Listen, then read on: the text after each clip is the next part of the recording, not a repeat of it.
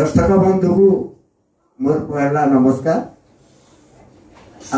आज का आमे बढ़िया आज्ञाटा को पाइछ।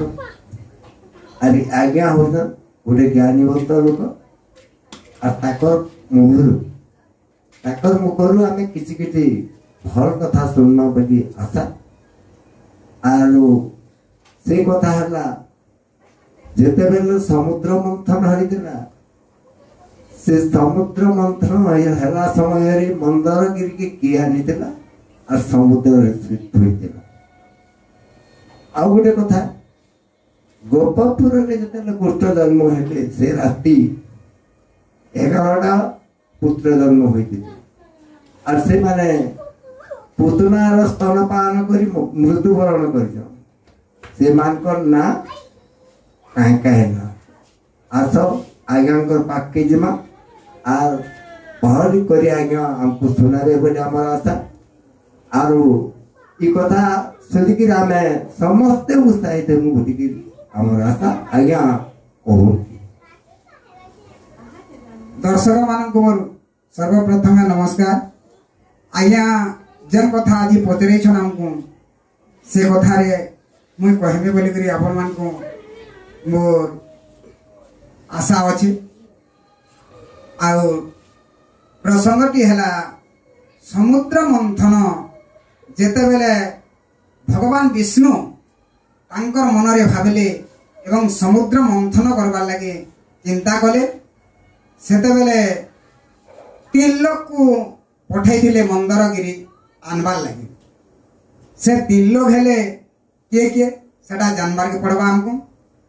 प्रथम रे सुदर्शन चक्र के कहले जे तुई जा मंदरगिरी के तुई काटबू। तापरे बासुकी राजा को बा नाग को कहले तुई जा सही मंदरगिरी के लांगुड़ रे बुढ़ाबू। आउ जे कि तांकर बाहन गरुड़ा को कहले जे तुई धरिक आसबू बोली। हेले सुदर्शन चक्र गला मंदरगिरी के काटला। आउ बासुकी राजा सही मंदरगिरी के गुरही करी बांधला। बासुकी राजा के गरुड़ ताकर पंझारे धरी करी स्वर्ग उड़े करी आने सही समुद्र रे से थोइले।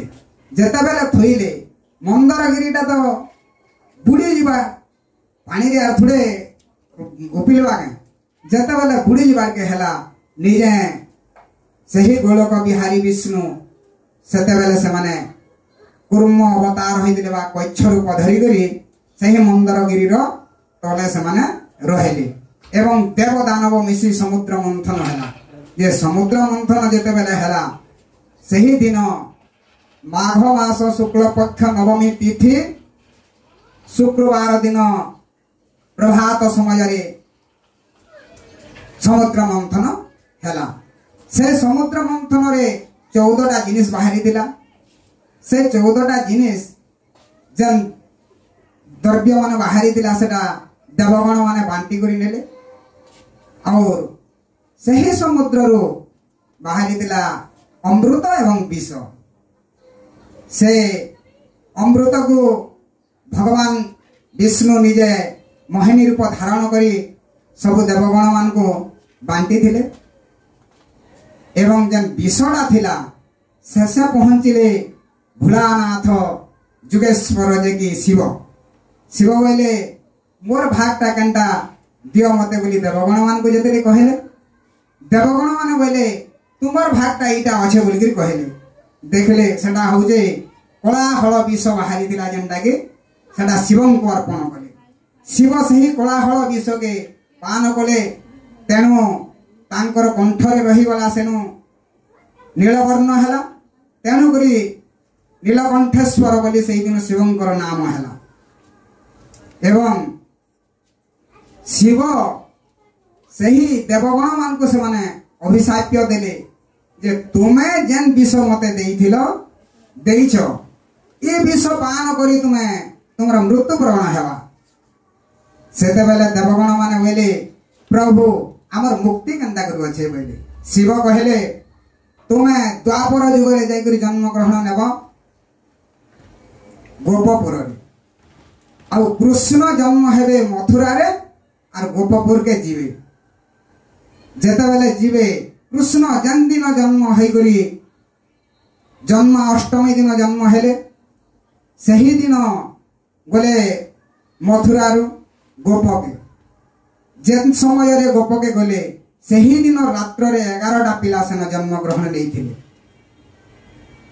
केन गोपपुर कृष्ण को धरी करी 12 जन हेले 12 पुत्र किंतु जेते बेले कंस राजा पुतना के कृष्ण को स्तनपान करवार लगी पठाला सही समय रे आज्ञा पुतना जानी नहीं से दिन 12टा पुत्र जन्म होइजन केनटा कृष्ण जे से केंदी करी जानबा तेणु करी से काना कला तार मने भावला पुतना आज जेके पिला जन्म होइजन राति रे मुई समस्त को स्तनपान करमी वाला सही स्तनपान कला जेते बेले सब पिला को स्तनपान करते लागे गुटे परे गुटे 11टा पिला को जेते स्तनपान कला सही 11टा पिला मृत्युवरण गले से माने मरी गले से पिला माने के हेले आलोक शरत रूप जयाति तपन ए हेले 5 जन तनु रंजन सुनार्तन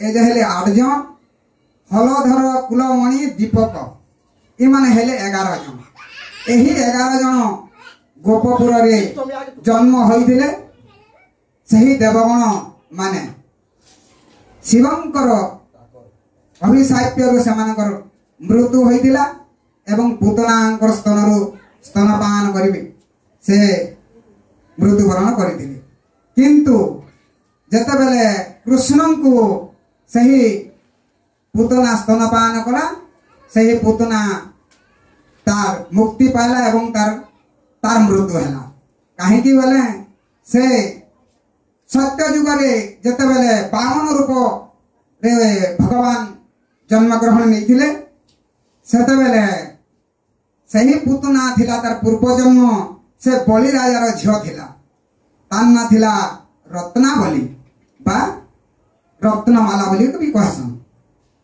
सेन से कहितिला एडा सुंदरता पुत्रटे आरे एताके मु कुला धरी कर जदी मु स्तनपान करती बहुत मते आनंद मिलता बोली कहितिला सेटा प्रभु भगवान मनरे जानी कर ताके अस्तो हो बोली कर कहले हैला जेते बेले तार पिता बलि राजा के जेते के भगवान पाताले चापले सेते बेले से कहला एंता पिला के स्तने विष देई करी मारी नेबार कथा के टोटी चिपी करी मारी नेबार कथा बोली कर जेते कहला रत्नमाला सेते बेले भी भगवान अस्तो हो बोली कर कहले तेणु करी से पुतना रूप रे जन्म ग्रहण नेला द्वापर युग रे एवं सही कृष्ण को स्तनपान करथिला जेहेतु भगवान कर बर थिला तेनु से मृत्युवरण कला कृष्ण को स्तनपान करी एवं से स्वर्ग आहरण कला एवं से साइप्य मुक्ति पाइला आज्ञा आपण जेनटा कहिले मुई आपण को पुराण माध्यम रे सब बुझे आज्ञा जहाँ भी कहले खुशी रहला आ भल लागला सुंदर कथा आ बहुत खुशी हेबे आज्ञा माने भी हेतिबे मते तो खुशी लागु जे आज्ञा मन को भी खुशी सिर लागितबा आर सबुदिन आज्ञा एंता गुटी कथा हमको सुनौतिबे आज्ञा आपन को अशेष धन्यवाद। नमस्ते।